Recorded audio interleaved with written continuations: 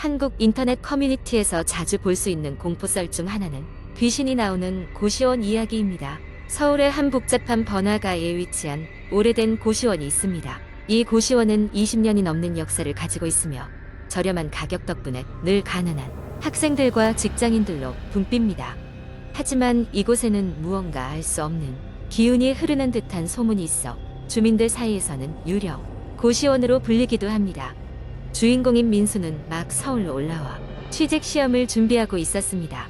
지방에서 올라온 그는 저렴한 숙소를 찾던 중 이 고시원을 발견하게 됩니다. 방값이 의외로 저렴했던 이유를 알고는 있었지만 그는 가격에 끌려 기꺼이 이곳으로 이사를 오게 되었습니다. 이사 첫날 민수는 짐을 정리하다가 이상한 소리를 듣게 됩니다. 그 소리는 벽 너머 옆방에서 들려오는 여자의 흐느끼는 소리였습니다. 궁금했지만 민수는 피곤한 나머지 소리를 무시하고 잠자리에 들었습니다.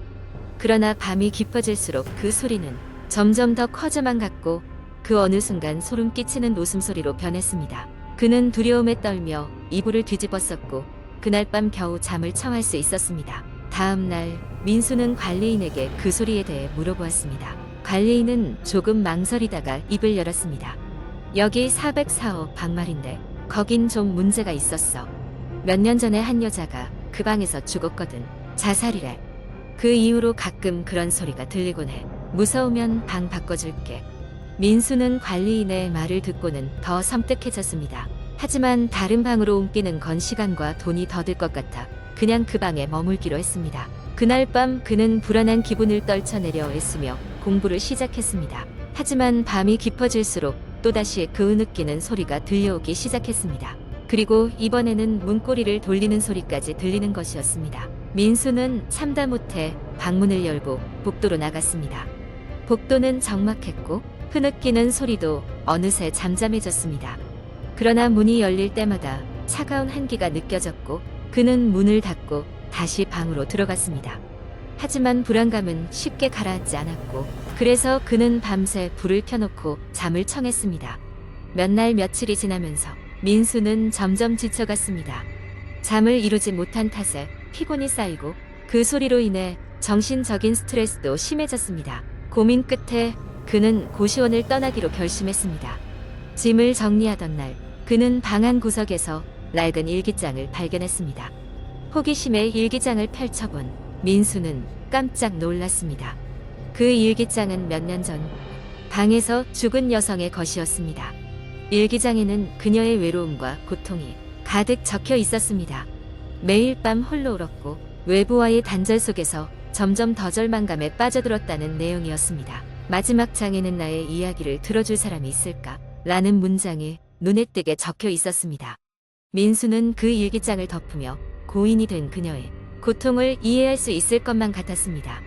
그는 그녀를 위로하는 마음으로 작은 제를 차리고 차분히 그녀의 명복을 빌었습니다. 그리고 바로 다음 날 고시원을 떠났습니다. 몇 년 후 민수는 성공적으로 취직에 성공하고 새로운 삶을 살아가고 있었습니다. 어느 날 문득 그 고시원이 생각나 인터넷을 검색해보니 그 고시원은 결국 폐쇄되었다는 소식을 접하게 되었습니다. 하지만 민수는 그 후로 그 고시원에서 들리던 이상한 소리가 더 이상 들리지 않는다는 주민들의 말을 듣고 그녀가 평온을 찾게 되었을 거라 믿고 안심할 수 있었습니다. 이 외로운 고시원 귀신의 이야기는 여전히 인터넷에서 사람들 사이에 회자되며 그곳에 머물렀던 사람들에게는 잊지 못할 공포의 추억으로 남아 있습니다. 두 번째 이야기. 옛날 옛적 한적한 시골 마을에 주희라는 젊은 여학생이 있었다. 그녀는 방학을 맞아 할머니 댁에 방문하게 되었고 그곳에서 여름의 한가로움을 만끽하고 있었다. 할머니 댁은 주변에 논과 밭이 펼쳐진 작은 시골 마을에 자리 잡고 있어 밤이 되면 도시에서는 쉽게 느낄 수 없는 깊은 어둠과 적막감이 가득했다. 어느 날 주희는 마을의 오래된 전설을 듣게 되었다. 마을 산 중턱에는 오래된 폐가가 하나 있었고 그곳은 귀신의 집이라고 불렸다. 사람들이 전해 내려오는 이야기로는 수십 년 전 그곳에 살던 가족이 알 수 없는 이유로 비극을 당했다는 소문이 있었다. 이후로 그 집은 버려져 아무도 감히 근처에 가지 않는 곳이 되었다. 하지만 호기심 많은 주인은 그 전설에 매료되어 친구들과 함께 그 집을 탐험하기로 결심했다. 해가 지고 어둠이 깔린 어느 날 밤 주희와 친구들은 손전등을 챙기고 모험을 시작했다. 약간의 두려움과 설렘이 섞인 채로 그들은 폐가로 향했다. 집에 도착했을 때 낡고 쓰러져가는 모습은 이야기가 단지 전설이 아님을 느끼게 했다. 창문은 대부분 깨져 있었고 나무 문은 금방이라도 무너질 것처럼 삐걱거렸다. 친구들은 한 명씩 손전등 빛을 흔들며 집 안으로 들어갔다. 방마다 먼지와 거미줄로 가득했고 곳곳에 오래된 가구들이 뒤엉켜 있었다. 그들은 집을 둘러보며 여러 가지를 발견했다. 낡은 사진들, 녹슨 주방 도구, 그리고 방 한켠에는 이상하게도 깨끗한 거울이 하나 있었다. 주인은 그 거울이 이상하다고 생각했고 손전등을 비춰보았다.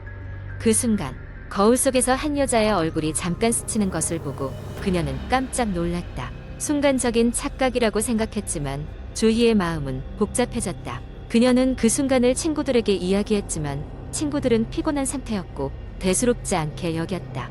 귀신 이야기로 겁을 주려는 것 아니냐며 웃어넘겼던 것이다. 그날 밤 이후 주희는 묘한 느낌을 지울 수 없었다. 시간이 지날수록 주희는 자꾸만 그 집과 거울이 생각났다. 그리고 이상한 꿈을 자주 꿨는데 꿈속에서 그녀는 항상 그 집에 서 있었다. 그녀는 거울 앞에 서 있었고 거울 속의 여자는 무언가 이야기를 하려고 손짓을 하고 있었다. 몇 주 후 주희는 아무에게도 말하지 않고 다시 그 집을 찾아갔다. 이번에는 홀로 가기로 결심했다. 무엇인가 그 폐가에 남겨진 비밀을 풀어야 한다고 강하게 느꼈던 것이다. 가면서 누구에게도 들키지 않게 조심스럽고 최악의 경우를 대비해 휴대전화를 주머니에 넣고 있었다. 다시 그 거울 앞에 섰을 때 거울 속 여자의 모습은 전보다 훨씬 선명하게 보였다. 그녀는 조용히 다가가 거울을 만져보았다. 그러자 갑자기 주위가 휘몰아치듯 변하면서 그녀는 알 수 없는 공간에 서 있었다. 그것은 집의 과거 모습이었다. 그녀는 거울 속 이야기에 갇힌 영혼들의 비밀을 알게 되었고 그들이 비극을 겪게 된 이유를 이해하게 되었다. 가족이 비극을 당한 것은 이 마을의 잘못된 믿음과 오해 때문이었고 그들의 한을 풀기 위해서는 마을 전체가 그 사실을 알아야 했다. 주인은 그 비밀을 풀어내기 위해 돌아가기로 했고 마을 사람들에게 이 집의 진실을 알리는 것으로 이야기가 마무리된다. 이후로 폐가는 철거되고 그 자리는 다시 평온한 들판으로 돌아갔다. 마을 사람들은 전설의 진실을 기억하며 더 이상 헛된 두려움에 떨지 않게 되었다고 한다. 주인은 그 일을 계기로 사람들의 이야기와 감정에 더욱 귀 기울이게 되었고 늘 타인에 대한 이해와 공감을 되새기며 살게 되었다. 그리고 그 이야기는 지금까지도 여름밤마다 모닥불 앞에서 전해지며 사람들에게 공포와 함께 중요한 교훈을 남기고 있다. 세 번째 이야기. 어느 날 나는 오래된 친구들과 함께 주말을 보내기 위해 시골에 있는 작은 마을의 외딴 별장을 빌렸다. 그곳은 산속 깊숙이 자리하고 있어서 자연 속에서의 평화로운 시간을 보내기에 완벽한 장소였다. 우리는 도시의 바쁜 일상에서 벗어나 조용한 산책과 맛있는 바베큐 파티를 즐기려 했다. 밤이 되자 우리는 거실에 모여 앉아 이야기를 나누기 시작했다. 자연스레 대화의 주제는 공포 이야기에 이르게 되었고 각자 알고 있는 무서운 썰을 하나씩 풀어놓기 시작했다. 그러던 중 한 친구가 마을의 오래된 전설에 대해 이야기하기 시작했다. 여기서 몇 마일 떨어진 곳에 아주 오래된 폐가가 하나 있어. 그 집은 몇십 년 전 한 가족이 살던 곳인데 무언가 끔찍한 일이 벌어졌다고 해. 이곳 사람들은 그 집을 피해 집이라고 불러. 매년 그 집 근처에서는 아무 이유 없이 피비린내가 진동하고 그 주변을 지나가던 사람들은 이상한 소리를 듣곤 했대. 특히 밤이 되면 집안에서 누군가 우는 소리가 들린다고 하지. 우리는 그의 이야기에 귀를 기울이며 더욱 자세히 듣고 싶어졌다. 친구는 그 집에 관한 더 많은 소문을 풀어놓았다.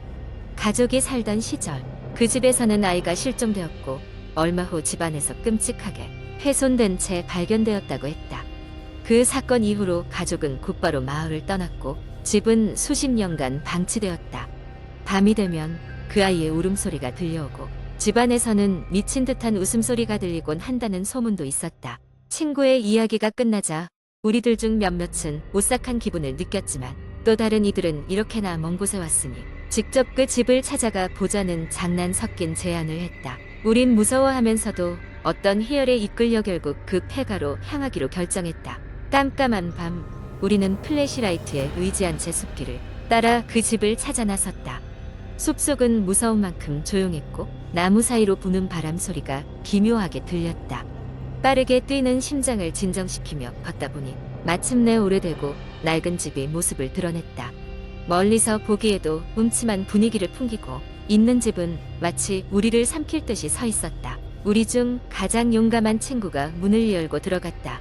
집안은 오랫동안 방치된 탓인지 먼지와 거미줄로 뒤덮여 있었다. 손전등 불빛이 스치는 곳마다 오래된 가구와 장식품들이 섬뜩한 그림자를 드리우고 있었다. 우리는 집을 둘러보며 조심스럽게 발걸음을 옮겼다. 그때였다. 갑자기 어디선가 아이의 웃음소리가 들려왔다. 너무나 분명하게 우리는 스스로에게 착각일 거야 라고 단언하면서도 모두가 그 소리를 들었다는 것을 직감적으로 알 수 있었다. 겁에 질린 우리는 더 이상 그곳에 머무를 수 없다는 결심을 내리고 서둘러 밖으로 빠져나왔다. 밖으로 나와 긴장을 푸니 다시금 용기가 생겼고 우리 중 한 명이 그 소리가 바람 때문이었다고 애써 웃으며 말했다. 그러나 그 누구도 다시는 그 집에 들어가 보자는 말을 꺼내지 않았다. 깊은 밤하늘 아래 별빛만이 유일하게 빛나던 그날 밤, 그 집에서 나왔던 이상한 소리는 우리의 기억 속에 오래도록 남아 있었다. 후에 마을 사람들에게 그 이야기를 전했을 때 그들은 조용히 고개를 끄덕였을 뿐 아무런 말도 하지 않았다. 다만 그곳에 가까이 가지 말라는 경고만 던지고는 입을 다물었다. 그 후로 우리는 다시는 그 별장 근처에 가지 않았고 그날 밤의 무서운 기억은 우리 사이에 긴 여운을 남겼다. 성인이 된 지금도 가끔 그날 밤에 대의 친구들과 이야기를 나누지만 결코 해답을 찾을 수 없는 미스터리로 여전히 남아있다.